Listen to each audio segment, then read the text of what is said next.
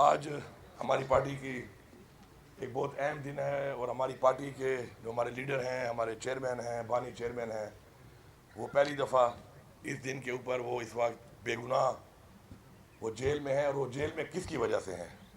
وہ جیل میں ہماری وجہ سے ہیں، ہماری آنے والی نسلوں کی وجہ سے ہیں، ہماری قوم کی وجہ سے ہیں، پاکستان کی وجہ سے ہیں، اسلام کا نام اور مسلمانوں کے لیے پوری دنیا میں آواز اٹھانے کی وجہ سے ہیں.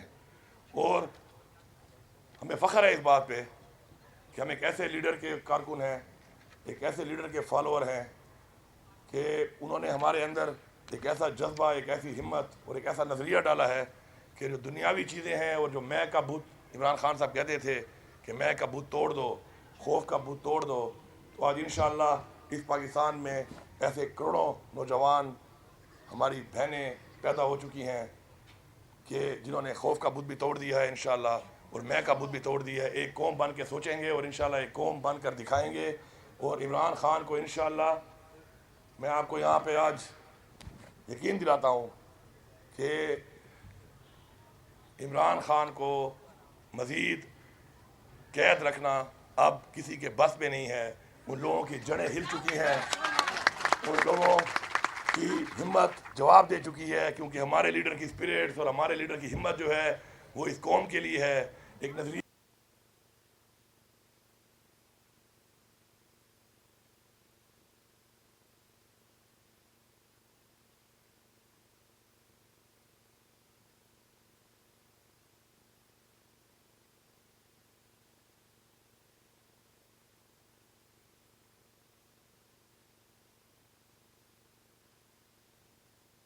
ہوگا کہ ہم کسی کی غلامی قبول نہیں کریں گے، اور یہ فیصلہ ہوگا کہ ہم آزاد ہو کر اپنے بچوں کو اپنے غلام ہونے سے بچائیں گے.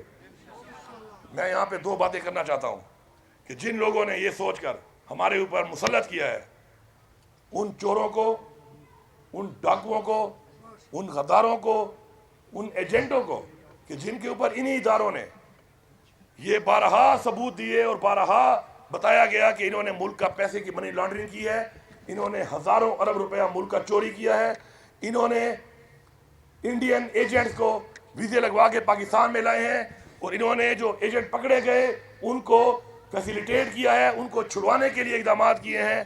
یہ سارے وہی لوگ ہیں جنہوں نے پاکستان کو توڑا ہے. پاکستان کو توڑنے میں اپنی کرسی کے لیے، اقتدار کے لیے پاکستان کے دو ٹکڑے کیے ہیں. انہی اداروں نے جو ہمارے سر پہ ان کو بٹھایا ہے. تو اس سے ثابت ہو گیا ہے کہ وفادار کون ہے، اس ملک کے ساتھ وفادار کون ہے. اس ملک کے ساتھ پوری قوم جان چکی ہے کہ وفادار ایک ہی انسان ہے، ایک ہی شخص ہے، وہ عمران خان ہے. اگر عمران خان نے آواز اٹھائی کشمیر کے مسلمانوں کے لیے اور انڈیا سے تعلقات ختم کیے، اگر عمران خان نے آواز اٹھائی فلسطین کے مسلمانوں کے لیے کہ ان پہ ظلم ہو رہا ہے، تو اگر کسی کو تکلیف تھی اس بات سے اور وہ غلام بن کر ان کی پالیسیوں پہ چلنے کے لیے ہمارے ٹیکس کے پیسے پہ بیٹھا ہوا ہے، تو وہ یہ سوچ لے، وہ یہ سمجھ لے کہ اس قوم کا بچہ، اس قوم کی بچی، نوجوان، بزرگ، وہ اپنا خون بھی دینے کو تیار ہے اس قوم کے لیے، اس قوم کے لیے. اور بحیثیت مسلمان ہمارے پہ یہ فرض ہے کہ ہم کسی بھی مسلمان کے ساتھ اگر دنیا کے کسی کونے میں بھی زیادتی ہوگی تو ہم اس کے لیے آواز اٹھائیں گے. آج 36,000 سے زیادہ فلسطینی شہید ہو چکے ہیں. اتنی جرت نہیں ہے کوئی بات کر لے. یہ شرم کا مقام ہے. ہم اسلام کے نام پہ بنے ہیں، یہ ملک کلمے کے نام پہ بنا ہے، اور آج اس ملک سے آواز نہیں اٹھائی جا رہی کیونکہ ہمارے جو ادھر بٹھائے ہوئے مینڈیٹ چوری کیے ہوئے یہ لوگ جن کو مسلط کیا گیا ہے بار بار پاکستان پہ، اور آج پاکستان کو یہاں تک لانے میں اور کھڑا کرنے میں ان کا کردار ہے، آج وہ دوبارہ ہمارے حکمران ہیں. اور ان کا یا تو پیسہ وہاں پر ہے یا ان کی کمزوریاں ہیں ان کے پاس. اور ہمیشہ کمزور لوگ کبھی آواز نہیں اٹھا سکتے. آواز وہ اٹھا سکتے ہیں جو آزاد ہوں، ذہنی طور پر بھی، جسمانی طور پر بھی. میں عمران خان صاحب کو آج کی یوم تاسیس کے اوپر مبارکباد دیتا ہوں. خان صاحب آپ جیل میں ضرور ہیں، لیکن میں مبارکباد دیتا ہوں کہ آپ کا جو خواب تھا کہ میری قوم جاگ جائے، آپ کی قوم جاگ چکی ہے. آپ نے اس قوم کو جگا دیا ہے. اور یہ قوم آپ کی طرف دیکھ رہی ہے.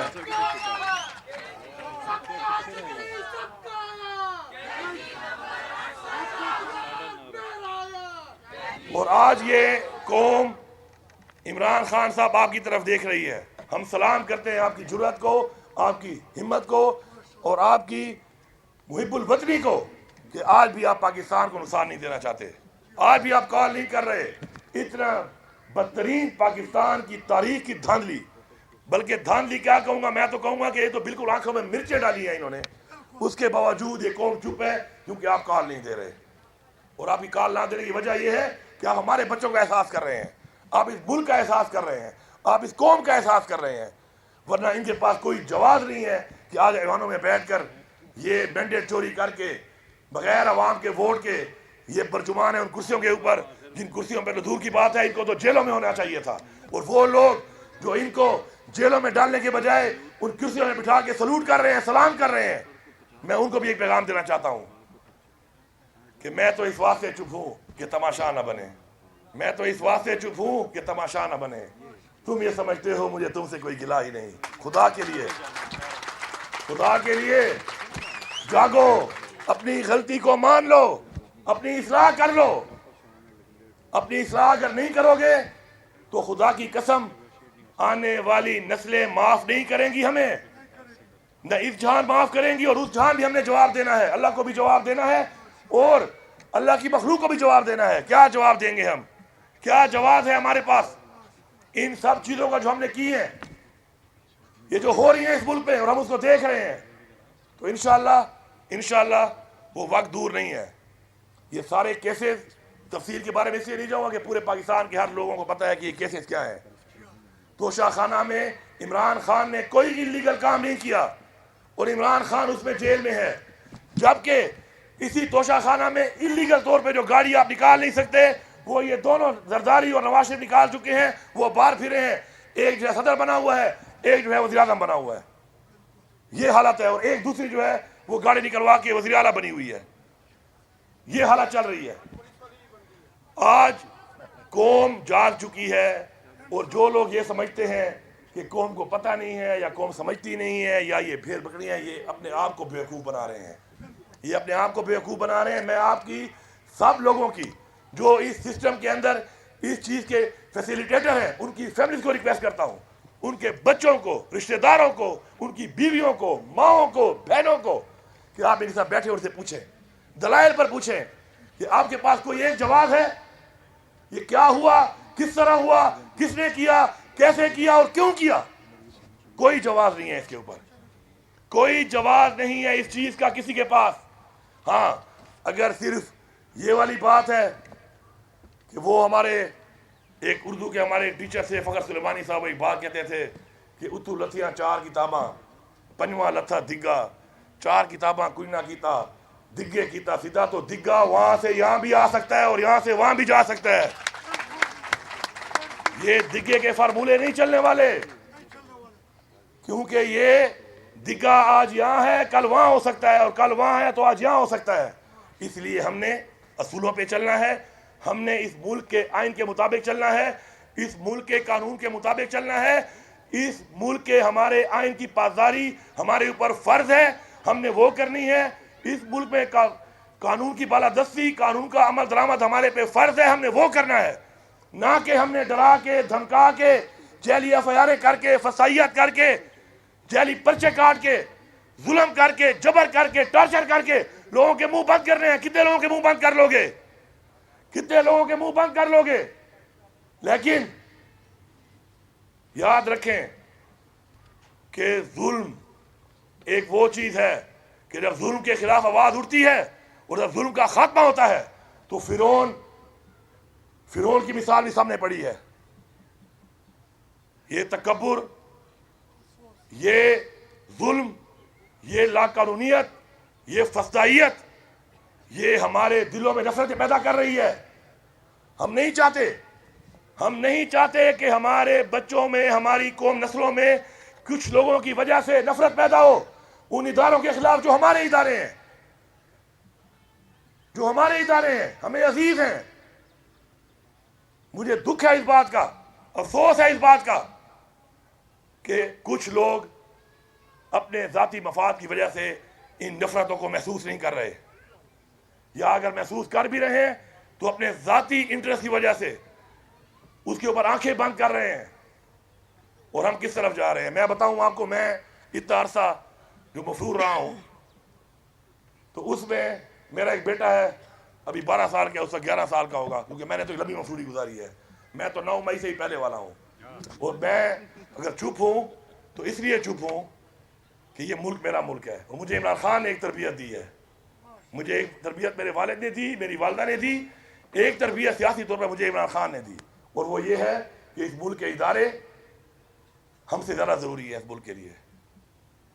اس تربیت کی وجہ سے میں تو منہ نہیں کھول رہا، لیکن یہ 9 مئی کیا ہے، اور یہ 9 مئی کیسے ہوا، کس طرح ہوا؟ اگر میں نے منہ کھول لیا تو میں 9 مئی سے پہلے والا ہوں۔ اس 9 مئی سے پہلے بھی وہ اقدامات کرنے کی کوشش کی جا رہی تھی جس کے 9 مئی کیا گیا۔ میں پوچھتا ہوں آئی جی پنجاب صاحب سے کہ میرے پہ پرچے کاٹ میں تو بڑی ارتیزیاں دکھا رہے ہیں، آپ یہ بتائیں کہ فیصل آباد میں رانا ثناء اللہ کے گھر تو لوگ نہیں پہنچ سکے، آئی ایس آئی کے ہیڈ کوارٹر پہ پیسے کیسے پہنچے ہیں وہ؟ آپ جواب دیں اس کے، آپ جواب دیں، آپ کو جواب دینا پڑے گا۔ اور یہ ادارے پوچھیں جو پرچے میرے پہ کاٹ رہے ہیں، میں علی خان میں بیٹھا ہوں، پرچہ میرے پہ کاٹ دیا فیصل آباد کا، ہماری لیڈرشپ پہ کاٹ دیا فیصل آباد کا، وہ اسے کیوں نہیں پوچھتے کہ تمہاری پولیس رانا ثناء اللہ کے گھر کو تو پروٹیکٹ کر سکتی تھی، ہمارے والے کو کیوں نہیں کیا؟ یہ پورا ایک پلان ہے۔ کور کمانڈر ہاؤس تک عوام پہنچ گئی، کسی نے ان سے یہ نہیں پوچھا کہ السلام علیکم یا وعلیکم السلام، آرام سے وہ جا رہے ہیں واک کرتے ہوئے، جیسے ریس کورٹ گارڈن میں ایوننگ کی واک کرنے آئے ہوں۔ عمران خان کو کہا کہ آؤ پیشی پہ حاضر ہو جاؤ ورنہ تمہیں ہم گرفتار کر لیں گے، اور جب پیشی پہ ہم اس کو لے کے آئے تو ہمیں اسلام آباد میں غصے آنسو گیسوں کی بارش کر دی ہمارے اوپر۔ بلا بھی خود رہے ہو، نہ ہو تو گرفتار بھی خود کر رہے ہو، اور آنے پر آنسو گیس بھی اوپر برسا رہے ہو۔ یہ کوئی چھپی چھپائی باتیں نہیں ہیں۔ خدا کے لیے ہمارے صبر کا مزید امتحان مت لو، ہمارے ضبط کا مزید امتحان مت لو، اصلاح کرو۔ وہ میرا چھوٹا بیٹا مجھے کہہ رہا تھا، میں فون کرتا تھا کبھی کبھی اس کو،